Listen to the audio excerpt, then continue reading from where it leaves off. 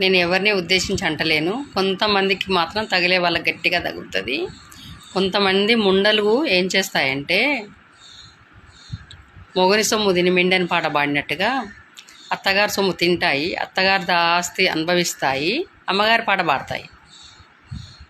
అలా అమ్మగారి పాట పాడే ముండలు ఎవరన్నా ఉంటే పెళ్లి చేసుకోకండి. ఊళ్ళో మొగళ్ళు బాగా దొరుకుతారు రోడ్ల మీద నిలబడితే.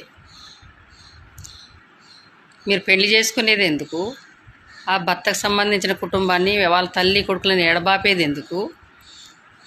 మళ్ళీ నువ్వు ఎడబాయవు నీ అమ్మని ఏకి వాని, కానీ వాళ్ళ అమ్మకి మాత్రం వాడు ఎడబాయాలి.